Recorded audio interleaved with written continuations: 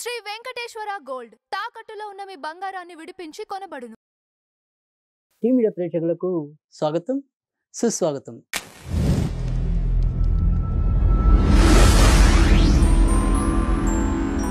దినదర్శిని కార్యక్రమంలో సెప్టెంబర్ 16వ తారీఖు మంగళవారం పంచాంగం, ఫలితాలు మరియు పరిహారాలు, ప్రత్యేకతలు ఇవన్నీ మనం తెలుసుకునే ప్రయత్నం చేద్దాం.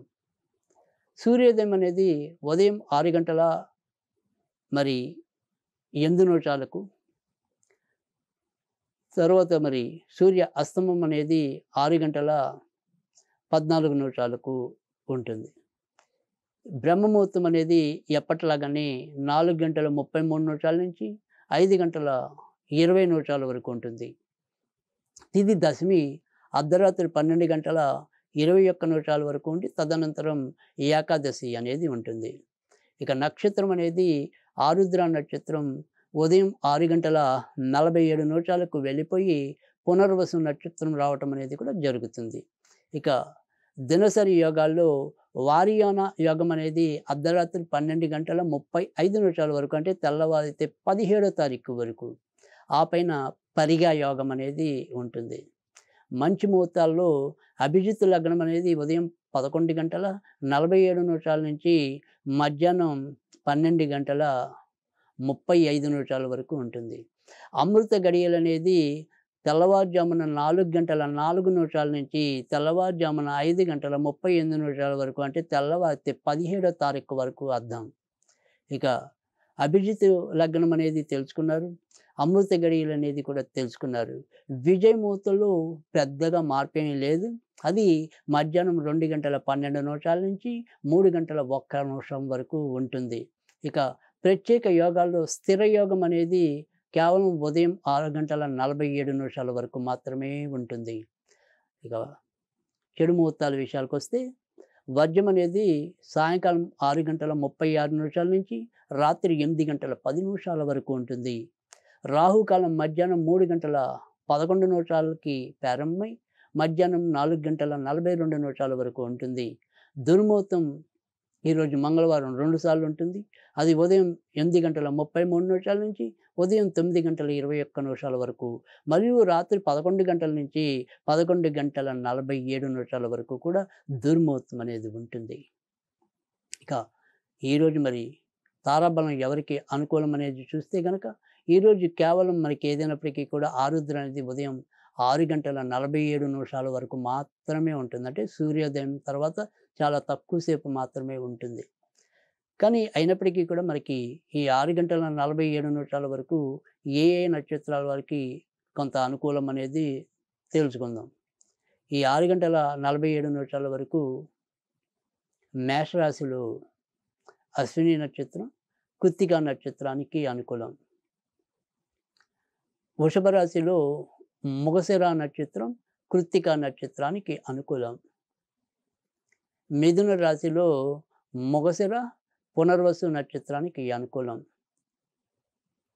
కర్కాటక రాశిలో పునర్వసు, పుష్యమి నక్షత్రాలకు అనుకూలం. సింహరాశిలో మఖ నక్షత్రం, ఉత్తర నక్షత్రానికి అనుకూలం.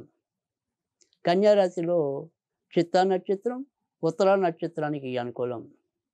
తులారాశిలో కేవలం చిత్తా నక్షత్రం, విశాఖ 1, 2, 3 పాదాలకు అనుకూలం. వృశ్చిక రాశిలో జ్యేష్ఠ మినహాయించి మిగతా 2 నక్షత్రాలకి అనుకూలం.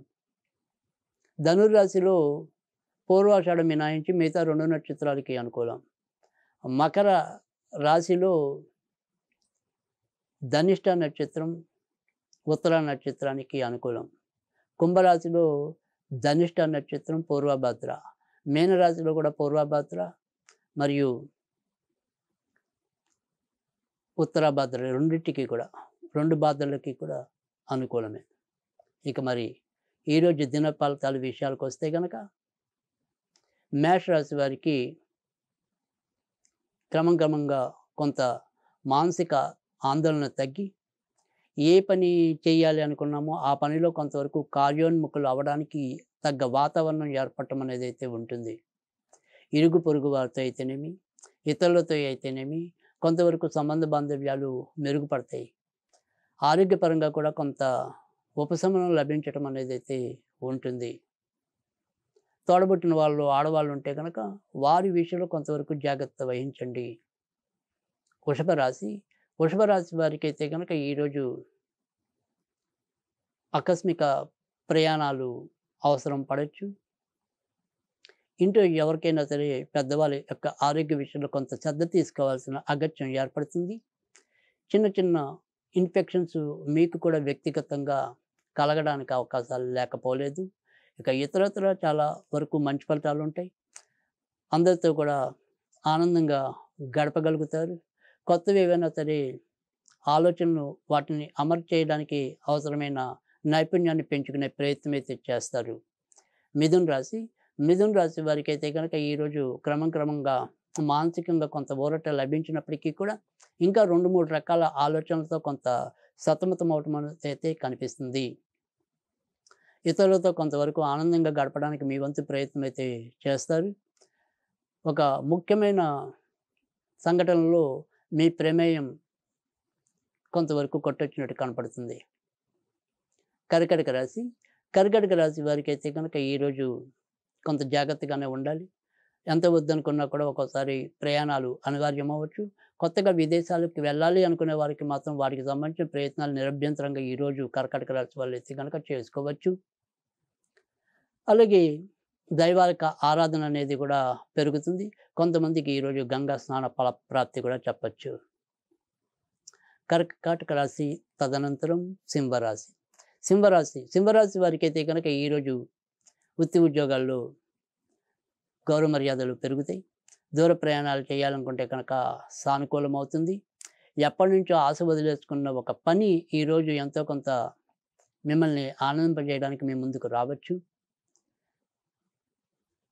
ఇటు మేనమామ వరుస అయ్యేవాళ్ళు కానీ, మేనత్తల వరుస అయ్యేవాళ్ళు కానీ ఎవరైనా ఉంటే వారి పరంగా మీకు ఎంతో కొంత ఊరట లభించడానికి అవకాశం ఉంది.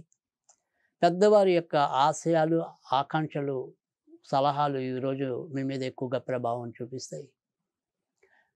కన్యా రాశి వారికి కూడా ఈరోజు ఆకస్మిక ఉద్యోగ మార్పులు కానీ, ఏదైనా సరే అనుకోని ప్రయాణాలు కానీ అవసరం పడవచ్చు. ఇక చాలా విషయాల్లో మీదైన ప్రజ్ఞని చూపించగలుగుతారు. చిన్నపిల్లల ఆరోగ్య విషయంలో కొంతవరకు జాగ్రత్త తీసుకోవాలి. ఇతరులతో చెప్పుకోదగిన వ్యతిరేక ఫలితాలు అయితే ఈరోజు లేవు. తులారాశి వారికి కూడా గత 2-3 రోజులుగా ఎదుర్కొంటున్న ఇబ్బందులు ఏమైనా ఉంటే కనుక తగ్గుముఖం పడతాయి. విదేశాలకు వెళ్ళాలి అనుకుంటే కనుక సాధ్యం అవుతుంది.